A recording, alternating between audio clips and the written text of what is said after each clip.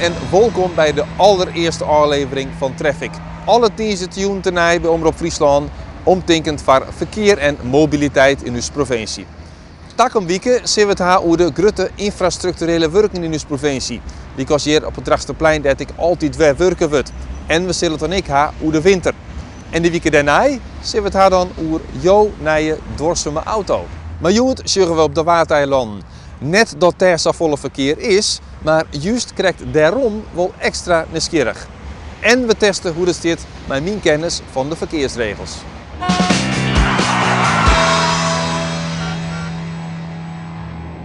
Er wordt veelvuldig toch te snel gereden, ondanks dat je zegt waarom. Want het is eigenlijk maar 15 kilometer wat je kan rijden.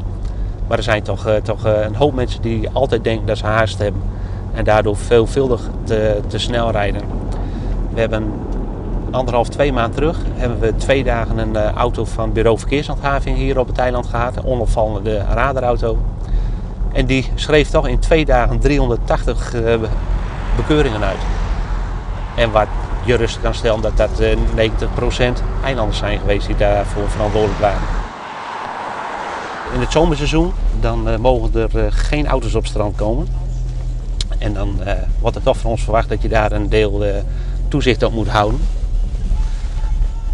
En als je dan een auto ziet rijden, er zijn er een x-aantal die dus een ontheffing of vergunning daarvoor hebben om het wel te mogen. Nou ja, dan controleer je de persoon in kwestie, hebben ze geen strandrijvergunning. Dan krijgen ze daarvoor een bekeuring. En die bedraagt? Ik meende zo €90. Maar dat is het ergste nog niet. Je krijgt ook een aanschrijving van de gemeente erbij. Zodra wij een auto bekeuren op strand, dan krijg je bestuursrechtelijk er een brief achteraan van de gemeente. Dat als je dan nog weer in de fout gaat, dat men ook gemeentelijke dwangsom kan opleggen.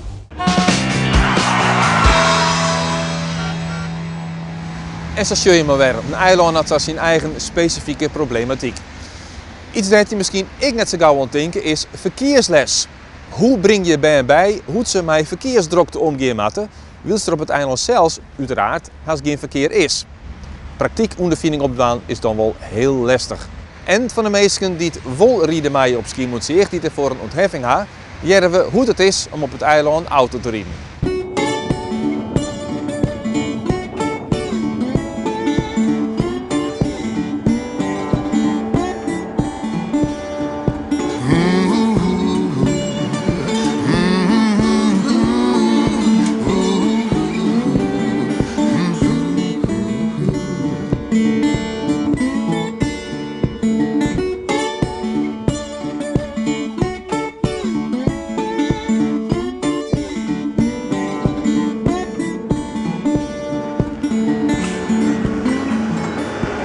Is nou ook saai op zo'n bus? Het is elke dag weer anders, hè? Ja, maar de route. Ja, de route blijft hetzelfde. Maar het blijft gewoon...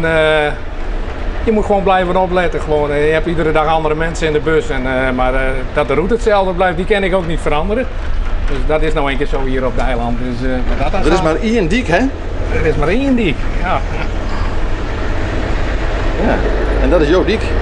Ja, en die kunnen we 2 kanten op bereiden. Dus wat dat dan gaat, dan is het toch wel afwisselend heen en weer terug. Op bepaalde momenten gelden hier wel andere regels dan aan de wal. Dat onder andere met, op die topdagen dat er een heleboel fietsers zijn. Dan moet je gewoon wel even heel goed opletten. Dan moet je ogen voor en achter hebben. Want de voorrangsregels die aan de wal gelden, die gelden hier dan niet meer, hoor. Officieel wel? Ja, officieel wel, ja. Maar dan moet je soms wel eens zeggen van, nou, doe maar.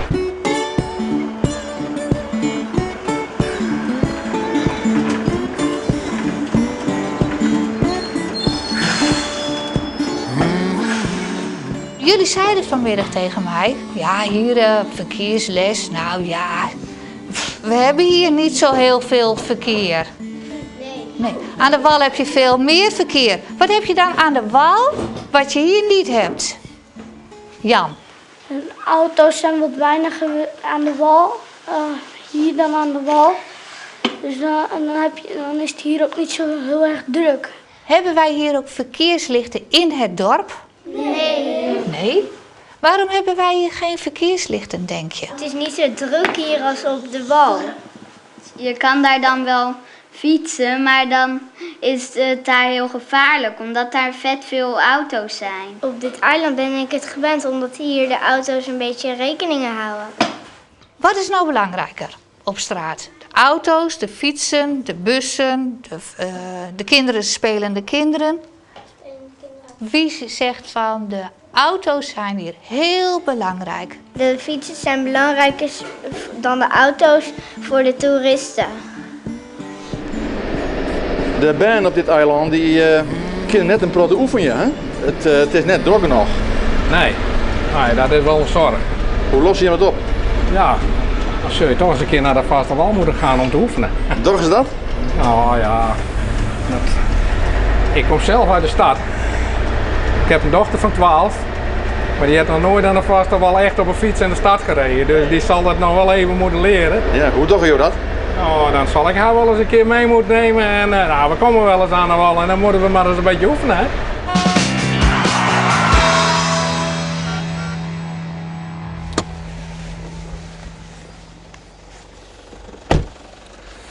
Zullen we even kijken of het correct is, ja of nee?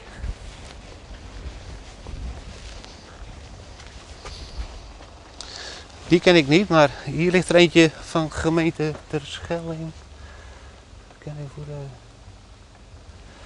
Ja, nou, deze is in orde. Die mag hier dus wel komen met de auto. Kijk, in de stille periode, dan, ja, de meeste mensen die ken je wel. En dan is het vaak toch wel zo van een eerste keer als iemand de fout ingaat, dat hij een waarschuwing krijgt. Ik zie hem de dag erop weer met die aanhanger rijden en daar klopt iets niet van. Dat je dan zegt van, ja, gisteren heb je gewaarschuwd, vandaag bekeuring.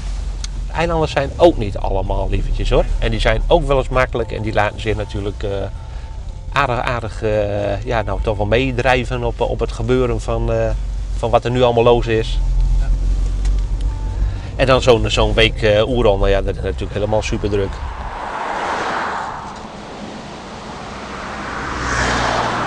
Maar wat je hier dus het grootste probleem vaak hebt is, het fietspad ligt aan de zuidkant van de weg, is in de campings, het strand, alles ligt aan de noordkant van de weg. Dus je hebt heel veel kruisend verkeer, fiets, auto. En daar gaat het natuurlijk wel eens een keer fout en dan heb je een ernstig ongeval. Maar de meeste ongevallen met fietsen is toch dat je fietsers onderling, hè, dat die een ongeval krijgen omdat ze ja, niet goed opletten, even met z'n tweeën met de sturen tegen elkaar aan, dat ze ondersteboven gaan. Of met tegemoetkomend verkeer, hè, je rijdt met twee groepen en net twee uit een groep die raken elkaar en dan heb je toch een, ja, soms een massale valpartij.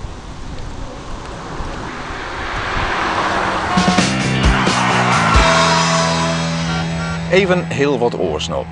Hoe lang had je rijbewijs al? Je zoen zeggen, hoe langer je rijbewijs hebt, hoe beter een chauffeur dat je binnen. Maar is het dat ik echt wel zo? Joet ben ik op paard met instructeur Berend Knol en we zullen eens even hoe het stelt is met mijn kennis van de actuele verkeersregels en wat ik nog weet van de verkeersboden. Kom ik eerst wel goed, Knol? Want nota wel, behalve dat hier aan de puntje dan even. Wat is voor een puntje? Nou, dat je bij het voortreden, als je aan het verkeerde deel gaat, dan mag je al even een richting omgaan. Bij het voortreden? Ja, bij het voortreden. Dan zal je maaidwang in het verkeer, dan mag je even een richting omgaan. Sinds wanneer is het dan? Nou vraag je me direct even een moeilijke vraag. Ja, maar volgens mij sinds 1994. Oeps. Er ben ik dingen die je goed doen natuurlijk, hè? Want je kan best 50 in de fjouwen rijden. En vroeger toen je het leerde, toen ja, via dat uit te treden versnelling, hè? Dat je 50 in die... Ja.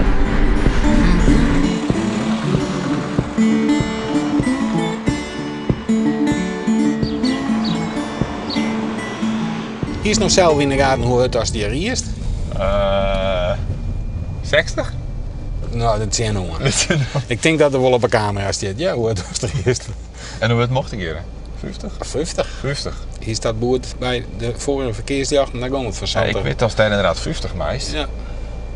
Maar iedereen rijdt hier lekker vlot en ik rijd hier ook altijd van een beetje mij rijden. Oh, maar je staan wel camera's en het ministerie had bepaald dat boetes maar 15% of hoeveel omheen gaan. Ja? Dus stel uit je winst. Ja. Ik vond wel dat er wat hut op Oukamers trouwens op die mini-rotonde. Hut op de mini-rotonde? Ja, en door Riesta hut, dat is net om te iets om richting want aan.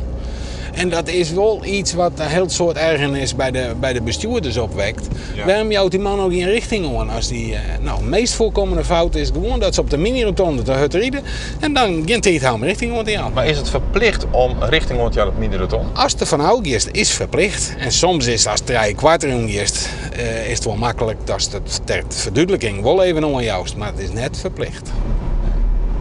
Want ik zie heel veel mensen net in die er doet. Nee, maar het is eigen en het wekt wel een soort irritaties voor en op. Oh, nou hier ik wel oprijden kennen. Waarom jouwt die man of vrouw nou geen richting aan? Zo, even een tussenstop. Het gaat op zich helemaal net zo onaardig, vind ik zelf. Maar goed, er kan nog van alles gebeuren, wie ben maar trek onderwijs. Al die nieuwe verkeersregels, nieuwe verkeersboden, het is even wennen. We moeten ze kennen, maar als je ze net kennen, dan kun je best wel eens een keer in aanraking komen met deze heer. In dit geval kun je zien, de auto heeft een linker en een rechter buitenspiegel, dus hij mij de achteruit in principe helemaal dicht heeft. Dat is geen probleem. Nou, zien we even naar de zijruiten. Nou, die ben duidelijk getint. Dus we nemen de auto even mee en dan zullen we een plakje zitje en dan gaan we de ruiten even meten. Goeiedag. Goedendag meneer. Stuiver, verkeerspolitie. Hallo. Hallo. Wij zagen u rijden en het viel ons op dat de ruiten nogal donker waren. Ja. Nou bekeuren wij niet voor de achterste ruiten, maar als de voorruit of de voorste zijruiten te donker zijn, dan wel. Snap ik. Dan hebben wij daar een apparaatje voor om de lichtdoorlatendheid te meten. Ja. De wettelijke eis is dat er minimaal 70% licht door de ruit heen moet kunnen. Nou, dat is eigenlijk de standaard getinte ruit. Je oké voor het marge, ga je altijd percentage lichtdoorlatend niet doen? 25. 24%. Oké, en dat is? Dat is veel te weinig. Dat is een derde van wat hij moet hebben. Dat is dus te donker. Nee, ik vond het raar dat jullie naast me gingen en jullie haalden me in. Ik denk, wat zijn het voor asociaal? Maar toen wist ik al genoeg en ik zag iemand met een koptelefoon op zitten en toen was het klaar. Toen wist ik genoeg. Nou Jo, zag je dus op een gegeven moment dat de velg die is breder dan de baan. De velg stekt uit. Dit heeft als bijkomend nadeel natuurlijk dat je bij een stoeprand langs gaat dat de velg zelf beschadigd raakt. We werden ook de stikking uitbreken kennen. Maar het feit van de functie van de wang van de baan, die wordt hiermee ik er niet dienen, want eigenlijk is het gewoon de baan is te smal. Het karkas van de baan zit continu onder spanning en dat is geen goede ontwikkeling. Waarom ga je deze route? Omdat het mooi is. Ja, daarom.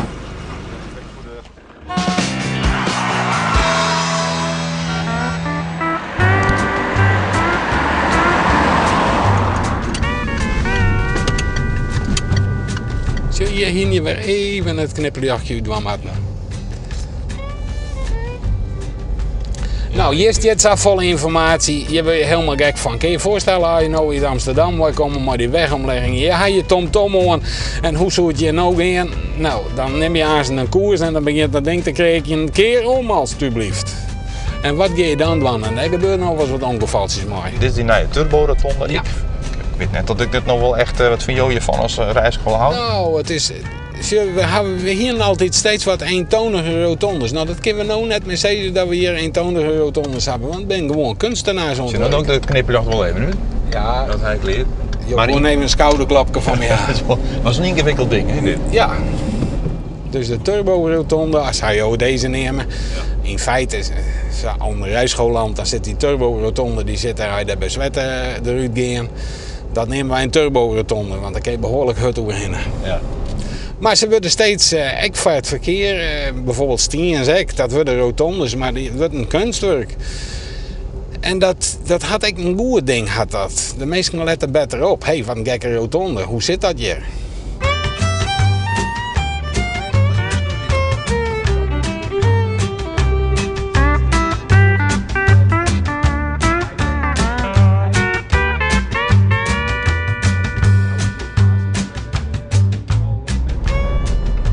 Ben er al de laatste jaren een protte nieuwe verkeersboden bij kan?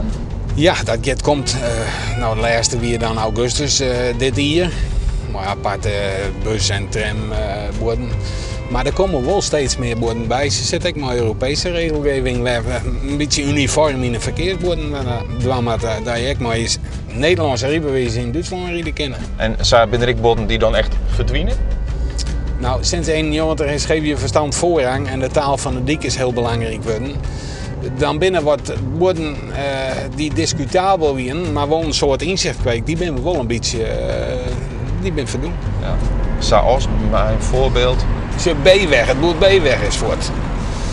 B-weg. B-weg. Dat je dan weer een mooie asdruk of als er wel mooi een caravan op mocht of zo, dat boert is voor het. Het is toch net een boert wat je zei wat een heel soort mensen interesseerde, alleen de doelgroep. Ja, de vrachtrieders. Ja. En van de rest die elektronische matrixborden die binnen in opkomst. Ja, en dan moet je weten als je een verkeersbord hebt waar 80 op staat of het matrixbord staat 50 op, dat het matrixbord, het verjachterbord, leidinggevend is. Het matrixbord, daar moet je dan op aan. Ja. De nieuwe NHL, dat is zo'n nieuwe situatie, hè? Dat er eigenlijk helemaal geen verkeersregels binnen. Nee, toch, Gerrit? Dit is, ja, je bent geen verkeersregels. Het is eigenlijk een groot plein. Het mooie hiervan is mensen gaan opletten. Wij moeten del. Ja. En dat is een heel soort informatie, ook een soort voetgangers, overstekende en daardoor gaat iedereen eigenlijk al een beetje voorzichtig. Maar is het gewoon dat in de praktijk het jocht van de sterkste dat gewoon de auto wint altijd? Dat de auto's toch gewoon varang pakken? Of dat de voetgangers denken van nou weer blauw met steen? Want ja. Dat zijn twee regels. Het recht van de sterkste is natuurlijk soms ook een stukje onkunde. Maar we hebben ook een stukje onkunde bij de voetgangers. En als we nou verkeer is mooi met elkaar. Als we nou zo'n plan creëren waar iedereen net meer strak hoe het zebrapad hoeft erin, iedereen op iedereen let. Dan gaan we mooi met elkaar. En ja, is het een goede keuze? Ik denk dat het net een verkeerde keuze is. Het had voor u had het ook wel wat in lesprogramma's van leer mooi met elkaar verkeren op een liedstikje waar een soort gebeurt. Dan weer binnenweg. Mooi ritje.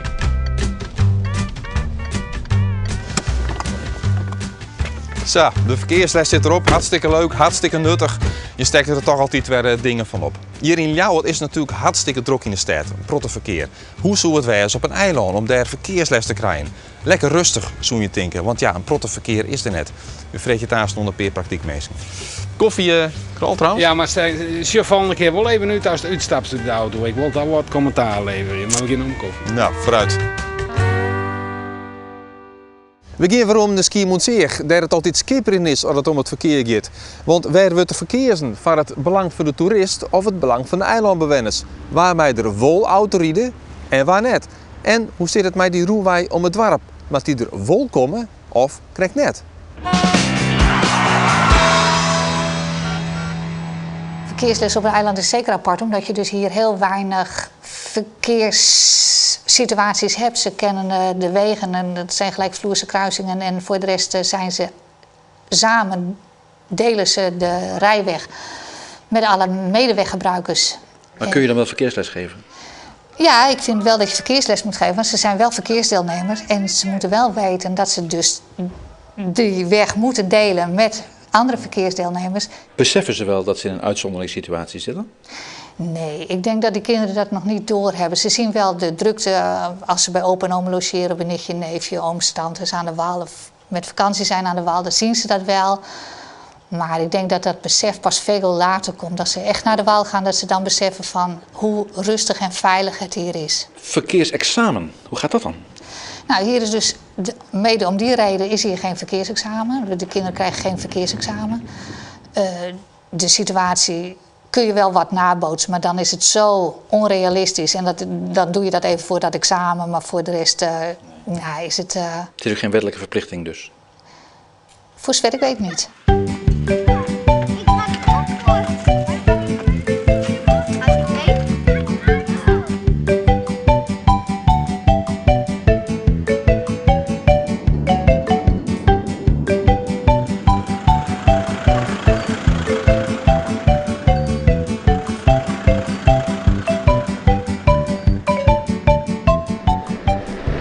Er rijden nog een protte auto's over het eiland. Hoeveel bent er wel? Nou, exact weet ik het niet. Maar als het er 100 zijn, dan hebben we het denk ik wel gehad. Dat is toch veel? Ja, maar goed, daar tel ik dan ook een beetje de landbouwvoertuigen ook bij. Hè? Dus wat dat dan gaat. Ik zou er niet aan moeten denken dat er als verkeer van de wal, nou zeg maar net als op Ameland, daar is ons eiland helemaal niet op ingericht. Daar is ons wegenstelsel ook niet op ingericht. Dus, nee, maar 100 is nogal wat. Ja, maar ja, ze rijden niet allemaal tegelijk. Nee, dat weer. En er zijn ook een hoop eilanders die hebben gewoon een garage aan de vaste wal. En die auto's die komen hier maar heel sporadisch. Dus wat dat dan gaat.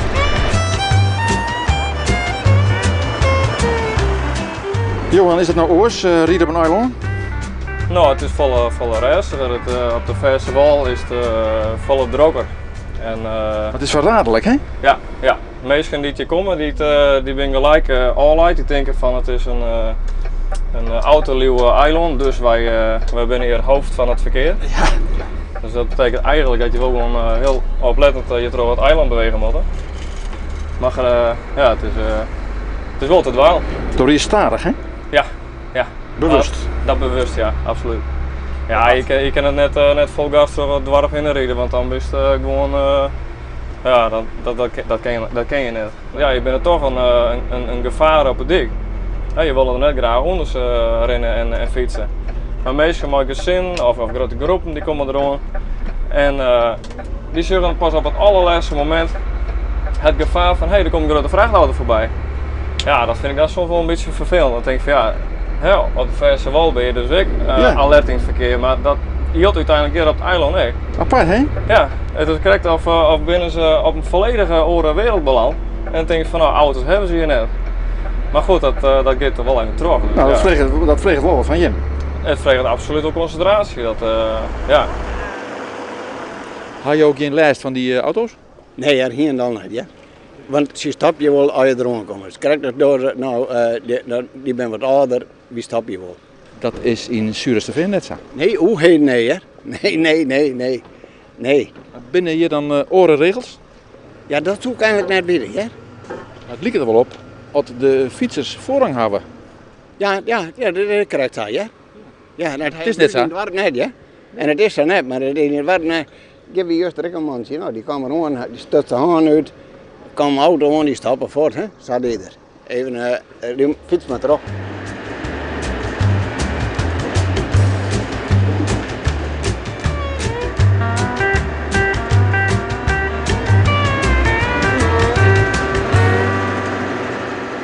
Is er altijd strijd tussen de bewoners en de toeristen als het gaat om beleid? Nee, dat zou je niet kunnen zeggen. Nee. Waar het gaat over autoluwheid is het over het algemeen zo dat toeristen van buitenaf dit al een heel verademend verschil vinden met de vaste wal natuurlijk. Ja. Maar zijn daar fricties tussen toeristen en bewoners? Nee, kan je niet zeggen. Nee. Ik denk dat wij noemen ze gasten en wij gaan ook zo met ze om. Ja, als je autoluw wil zijn, dan zou het heel fijn zijn, maar daar is niet iedereen het over eens, maar de meerderheid in de gemeenteraad wel. Dan zou het heel fijn zijn als je het centrum van het dorp autovrij zou kunnen maken. En als je dat hier wil doen op Schiermonnikoog en je kijkt naar het stratenpatroon, dan heb je een kleine verbinding nodig van de oostkant van het dorp naar de westkant van het dorp. En dan langs de zuidkant. Daar is nog ruimte om een kleine weg neer te leggen. Een rondwegje? Een rondwegje, ja. Een heel klein rondwegje, een klein stukje daarvan. Waardoor je veel verkeer uit het dorp kwijt zou zijn. En dat zou heel prettig zijn.